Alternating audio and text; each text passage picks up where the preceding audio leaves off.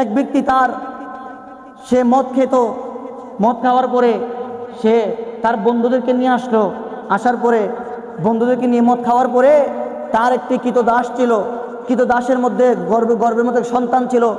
ওই কৃতদাসকে সেদের মদ খাওয়ার পরে যখন মাতাল হয়ে গিয়েছে, সে ওই বন্ধুদেরকে বলল, যাও ওই কৃতদাসকে নিয়ে আসো।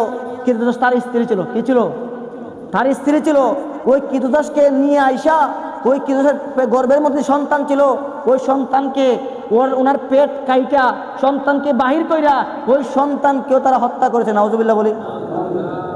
ওই বর্বরতার যুগ থেকে আজকে আমরা এই সোনালী যুগে আসছি, যেই জায়গার মধ্যে মেয়ে সন্তান হইলে ওই মেয়ে সন্তানকে জীবন্ত কবরস্থান করত।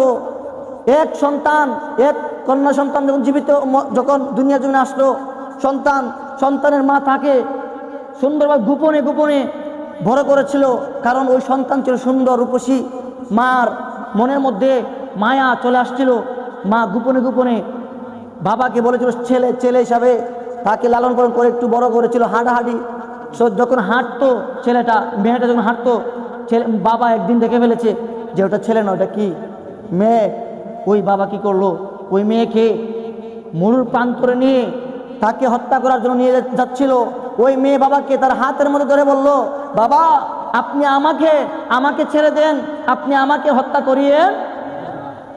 ওই বাবা নিষ্ঠুর বাবা, সে তার কন্যা সন্তানকে জীবিত অবস্থায় মরুর প্রান্তরের মধ্যে কবরস্থান দিয়েছে। নাউজুবিল্লাহ বলে। আজকে ওই বর্বরতার যুগ আর এই যুগ মিলিয়ে দেখেন, আজকে আমাদের মাদের ঘরের মধ্যে মেয়ে সন্তান হলে বাবা অসন্তুষ্ট, মা অসন্তুষ্ট, নানি অসন্তুষ্ট, পাড়া প্রতিবেশী অসন্তুষ্ট, চাচা অসন্তুষ্ট, আত্মীয় স্বজন সবাই অসন্তুষ্ট। হয় কি হয় না? হয় কি হয় না? আমরা আবার সেই জাহিলিয়াতের যুগের মধ্যে চলে আসছি কি নাই? মদ পান করা হারাম। এই জাহিলিয়াতের যুগের মধ্যে মদ পান নেশাগ্রস্ত অবস্থায় নামাজের ধারে কাছে আসার জন্য আমার আল্লাহ নিষেধ করেছেন। তোমরা আসবা না নামাজের ধারে কাছে। মদ খাওয়ার পরে নেশাগ্রস্ত অবস্থায় নামাজের ধারে কাছে আসবা। আর আজকে এই মদ হারাম, মদ নেশাগ্রস্ত জিনিস হারাম। আজকে আমরা নেশা করতেছি কিনা? বিড়ি খাইতেছি কিনা? বিড়ি সিগারেট খাচ্ছি কিনা? আমরা আওয়াজ কর না, খাচ্ছি কিনা? এটা কি নেশা? এটা কি নেশা? কেন নেশা? মদ খেলে কি হয়ে যায়? সে মাতাল হয়ে যায়। কি হয়ে যায়? মাতাল হয় মানে কি? তার এই জ্ঞান তার আর কি থাকে না, মস্তিষ্কের ভিতরে থাকে না। এখন আমি যে বললাম সিগারেট খাওয়া নেশা কিনা? অবশ্যই নেশা। কেন? আপনি সিগারেট একদিন না খেলে আপনার বাথরুম পর্যন্ত হয় না। কি হয় না? বলেন না, হয় অনেকের। সিগারেট না খেলে তার বাথরুম হয় না, সিগারেট না খেলে তার ভাত হজম হয় না, সিগারেট না খেলে তার মাথা ঠিক থাকে না। এটা নেশা কিনা? এটা নেশা কিনা? সিগারেট ধূমপান করা মাকরু, কিন্তু মাকরুর তাহারিমা। এটা হারামের নিকটবর্তী। যখন ইচ্ছা যায় না খাবে, সেই ব্যক্তি হারামের মধ্যে নিবেদিত হবে। কি হবে? হারামের মধ্যে পড়বে। আজকে আমরা যে সিগারেট খাচ্ছি, ওই জাহিলিয়াতের যুগ আর এই যুগ হচ্ছে কিনা? এবং জাহিলিয়াতের যুগের মধ্যে নারীদের কিনিয়া নাচানাচি, গান বাজনা, বিভিন্নভাবে নারীদের কিনিয়া অত্যাচার নির্যাতন হইতো। এই জাহিলিয়াতের যুগে, এই যুগের মধ্যে আমরা যারা আছি, সোনালী যুগের মধ্যেও জাহিলিয়াতের আচরণ আছে কি নাই? আছে কি নাই? আপনারা হয়তো যারা আগামীকালকে যারা গিয়েছিলেন, অর্থাৎ মেলা যে আপনাদের গিয়েছে, ওই যে কি বলে উজানসরের মেলা গিয়েছে, ওই জায়গার মধ্যে গেলে দেখবেন, আপনারা যারা গেছেন তারা দেখেছেন যে ওই জায়গার মধ্যে মহিলাদেরকে নিয়ে নাচানাচি হয়েছে কিনা? যেই মহিলা রূপসজ্জা পর্যন্ত পর পুরুষকে, তার চাচাতো ভাই, তাকে পর্যন্ত দেখানো হারাম। ওই জায়গার মধ্যে মহিলাদেরকে দিয়া হাজার হাজার দর্শক, শুধু দর্শক না, শুধু ছেলে নয়, ওই জায়গার মধ্যে মেয়েরাও আছে। কি আছে? মেয়েরা পর্যন্ত আছে। যে মায়েরা ঘরের মধ্যে থাকার কথা, ওই মা রাত্রে 12টা-1টা বাজে ওই বুজানচরের মেলার মধ্যে গিয়ে কি করে? ওই মহিলার নাচ দেখে। তাহলে জাহিলিয়াতের যুগ এই যুগের মধ্যে আসছে কিনা? সুদ খাওয়া জাহিলিয়াতের কথা ছিল। তারা সুদ কেমন খাইতো জানেন? সুদ খাওয়ার পরে সুদ যাকে দিত তাকে বলে দিত, যদি সময় মতো সুদ দিতে না পারো, তোমার ছেলে সন্তান বিবি স্ত্রী সব আমি নিয়ে যাব। কি নিয়ে যাবে? ওই সুদ যে ব্যক্তি দেয় ওই ব্যক্তি ওই সন্তানদেরকে নিয়ে যাবে। আজকে আমরা যে সুদ খাই, সুদ এমনভাবে খাই, 1 মাস চলে যাইব, বলবো আমাকে আরো 150 টাকা ভাড়া দিতে হবে। এমন 2 মাস চলে যাবে, 3 মাস, 4 মাস, 5 মাস। এক সময় যখন গরিব লোক যখন সুদ দিতে পারে না, ওই গরিব লোক সম্পদ পর্যন্ত লুটে খায়। খায় কি খায় না? ওই রকম জাহেল আছে কি না সমাজে? আছে কি নাই? আছে। জাহিলিয়াতের যুগের মধ্যে আল্লাহর ইবাদত বন্দি করতে একবারে অনীহা প্রকাশ করত, আল্লাহকে আল্লাহ বলে বিশ্বাস করতে অনীহা প্রকাশ করত। এই সমাজে আছে কি নাই?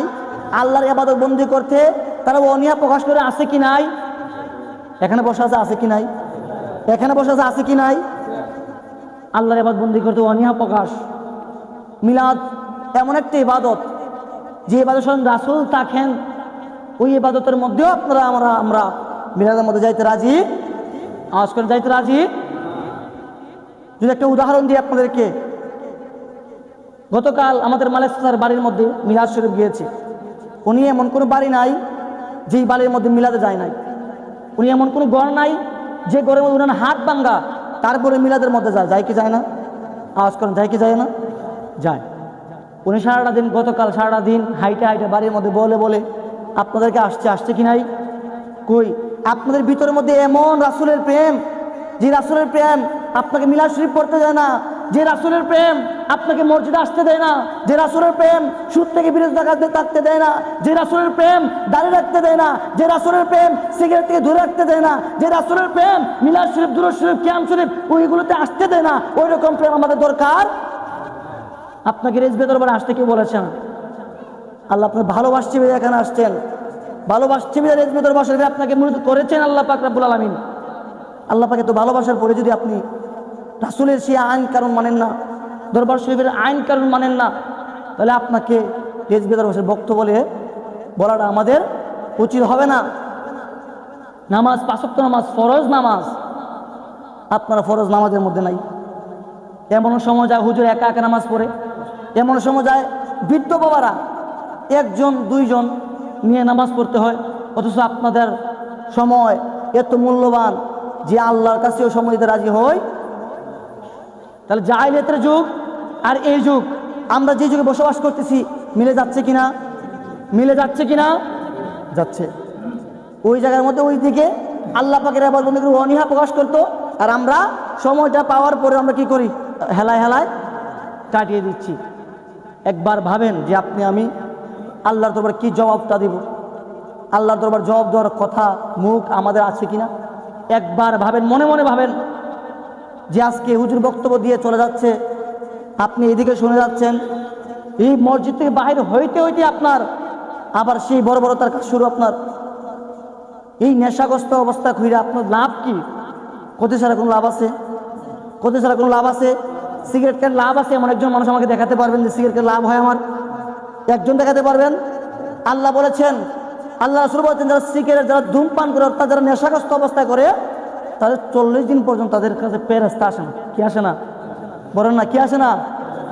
ফেরেশতা আসে না। তখন ভাবেন যদি আপনার জানটা যদি এই মুহূর্তে চলে যায়, আপনার কালিমা নসিব হবে? বলেন না, কালিমা নসিব হবে? কালিমা নসিব হবে না। কেন নসিব হবে না? কারণ যেই জায়গার মধ্যে আল্লাহ রাসূলের মহাব্বত থাকবে, যে রাসূলের প্রেম থাকবে, রাসূলের আদেশ থাকবে, ওই জায়গার মধ্যে ফেরেশতা আসবে, সব কিছু আসবে। আর যে জায়গার মধ্যে রাসূলের প্রেম আদেশ নিষেধ থাকবে না, ওই জায়গার মধ্যে ফেরেশতাও আসবে। আর যে জায়গার ফেরেশতা আল্লাহর মহাব্বত, রহমত, বরকত না থাকে, ওই জায়গার মধ্যে আপনার কালিমা নসিব হবে? এটা আপনি ভাবলেন কীভাবে?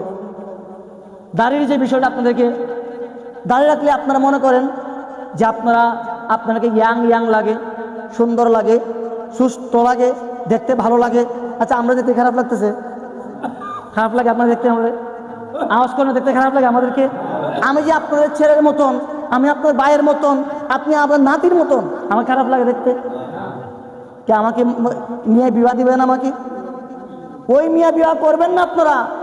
যেই মেয়ে বলে দাড়ি কেটে ফেলেন, যেই মহিলা বলে দাড়ি রাখলে আপনার যে সংসার করবো না, ওই রকম মহিলা আপনার জন্য অশোভনীয়। ওই মহিলা আপনার জন্য জাহান্নামের টিকিট প্রাপ্ত ব্যক্তি। ওই মহিলা আপনাকে জাহান্নামে নিয়ে যাবে। নাউজুবিল্লাহ বলি। দাড়ি এমন একটি গুরুত্বপূর্ণ বিষয়। আজকে হঠাৎ করে আপনি মারা গিয়েছেন, এলাকায় নয়, ঢাকার উদ্দেশ্যে রওনা দিয়েছেন। গত 4 দিন আগে আমাদের হবিগঞ্জ এনা এবং রুয়েল কোর্স দুইটা বাঁশের সংঘর্ষ হয়ে 15 জন মারা গিয়েছে। কয়জন? 15 জন মারা গিয়েছে, প্রায় 50 জনের মতন আহত হয়েছে। ওই সময় মনে করেন আপনি, ওই সময় আপনার মুখে দাড়ি নাই, আপনার মুসলমানের কোনো সুরত আপনার মধ্যে নাই, প্যান্ট শার্ট গেঞ্জি আছে, দাড়ি নাই, কি নাই? আওয়াজ করেন, আওয়াজ করতে হবে, বুঝতে হবে। আপনারা আওয়াজ করলে আমি বুঝবো আপনারা আমার কথা বুঝতে পারতেছেন। আপনার এই মতে কি নাই? দাড়ি নেই, এই মতে মারা গিয়েছেন। এখন মুসলমানরা তো একমাত্র কিছু বুঝে যে দাড়ি থাকলে বোঝা যাবে আপনি একজন মুসল। আর হিন্দু বেশিরভাগ দাড়ি রাখে, হিন্দু দাড়ি রাখে। তাহলে মুসলমান আপনি দাড়ি রাখেন নাই, মারা গিয়েছেন। মনে করেন ঢাকার রাস্তার পথে আপনি মারা গিয়েছেন গাজীপুরে যাওয়ার পরে। এখন আপনার কি করবে তারা? আপনার পরিচয় কোনো কিছু থাকলো না, কি করবে তখন তারা? তখন আপনাকে তখন বলবে না তাদের দাড়ি নাই, নিঃসন্দেহে সে হিন্দু, নিঃসন্দেহে কি হিন্দু। ওরা আপনাকে ফুরিয়ে ফেলবে। আপনার স্থান ছিল কবরস্থান, আপনার স্থান ছিল জান্নাতের টিকিট, আর আপনি আপনার স্থানকে বানিয়েছেন জাহান্নামের টিকিট। আপনি আমার স্থানকে বানিয়েছেন ওই অগ্নি পুজোর, যে অগ্নি করে পূজা করে ওই সেই সীতার মধ্যে আপনাকে পুরে পুরে ছাই করে দিবে। আপনার স্থান কি এটা ছিল? নাকি আপনার স্থান ছিল জান্নাত, আপনার স্থান ছিল জানাজার নামাজ, আপনার স্থান ছিল কবরস্থানের সেই 3.5 হাত কবরস্থানের মধ্যে আপনাকে দাফন করার পরে মিলাদ শরীফ কিয়াম শরীফ পরে জানাজার আজান দেওয়ার পরে আপনাকে দাফন করে তারা আসবে দোয়া করবে, ওইটা ছিল নাকি আগুন ছিল? তাহলে আমরা কেন দাঁড়িয়ে রাখবো না? দাঁড়িয়ে রাখলে যদি আপনাকে অসুন্দর লাগে, কেউ যদি বলে, আপনি মনে নেবেন তার ভিতরের মধ্যে ঈমান। রাসূল সাল্লাল্লাহু দাড়ি রাখার সুন্নত, রাসূল সাল্লাল্লাহু সাল্লামের ওই দাড়ি যদি আপনি রাখতে যদি মনের মধ্যে কষ্ট বোধ করি, তাহলে ভাই বোনেরা আপনার মধ্যে এখনো ঈমান শক্ত হয়। বিশেষ করে আপনারা যারা সিগারেট খান, হয়তো আপনারা হুট করে ছাড়তে পারবেন না। হুট করে একটা জিনিস নেশা যারা করে হুট করে ছাড়তে পারে। আপনি 5 ওয়াক্ত নামাজে আসেন, নামাজে আসলে আপনার যে নেশা একটা জিনিস ছিল ওইটা আল্লাহ পাক আস্তে আস্তে আপনার কাছ থেকে দূরীভূত করে দিবেন। আপনারা দেখবেন একসময় মানুষ সমাজের মধ্যে এত খারাপ ছিল যাকে মানুষ দেখতে পর্যন্ত পারতো না, কিন্তু মৃত্যুর আগে আল্লাহ পাক তাকে এমন সুন্দরভাবে গঠিত করেছেন যে মানুষ তার দিকে থাকালে এমন মায়া হয়ে যায়। তার যে আগের গুনাহ ছিল, আগের যে পাপ কাজ ছিল, মানুষের এটা মনে আসে না। মানুষ দেখলে না আল্লাহ পাক তাকে কবুল করেছে, হয় কি হয় না এরকম? তাহলে জাহেলিয়াতের যুগের মধ্যে যে কাজগুলো হইতো, জাহেলিয়াত যুগের মধ্যে যে মেয়ে সন্তান হইলে তারা খুশি হইতো না। আজকে আমরা এই সমাজের মধ্যে আছে কি নাই? বাবার এই মেয়ে সন্তান হইলে ওই যে ব্যক্তি মেয়ে সন্তান জন্ম দিয়েছে উনাকে গিয়ে যা ইচ্ছা তাই বলে, শুধু মহিলা নয় পুরুষরাও বলে কি না? আল্লাহ তোদের প্রতি এখনো নেক দৃষ্টি তাকায় নাই, এই জন্য সন্তান ছেলে সন্তান দেয় নাই। আরে বাবা, এমন সন্তান জন্ম ছেলে সন্তান হয়ে লাভ কি? যে ছেলে সন্তান হওয়ার পরে আপনাকে বৃদ্ধাশ্রমে থাকতে হয়, এমন মেয়ে সন্তান জন্ম দেন যে মেয়ে সন্তান আপনাকে জান্নাত পর্যন্ত নিয়ে যাবে। সুবহানাল্লাহ বলে আমার আল্লাহ পাক রাব্বুল বলেছে, আমার রাসূল বলেন যে কোনো ব্যক্তি যদি তার 3টা সন্তানকে লালন করে, কয়টা সন্তান? 3টা মেয়ে সন্তান, ছেলে সন্তান নয়। 3টা মেয়ে সন্তানকে যদি কেউ লালন পালন করে তার জন্য আমার আল্লাহ পাক জান্নাত নসিব করে দেবেন। সুবহানাল্লাহ বলে। তাহলে মেয়ে সন্তান লাভ না ক্ষতি? লাভ না ক্ষতি? আমরা মেয়ে সন্তান হইলে আমরা কি অসন্তুষ্ট না সন্তুষ্ট হব? সন্তুষ্ট না অসন্তুষ্ট? সন্তুষ্ট। সন্তুষ্ট হলে আমার আল্লাহ পাকের আদেশ মানা হবে, আমার আল্লাহ পাকের নির্দেশ মানা হবে। আল্লাহ পাকের নির্দেশ মানা মানে সব কিছু মানা। আল্লাহ পাকের নির্দেশ যে পরিপূর্ণ মানতে পারছে সে তার স্থান কোথায় নিয়ে গেছে? জান্নাতে নিয়ে গিয়েছে। এবং বিশেষ করে মাসালা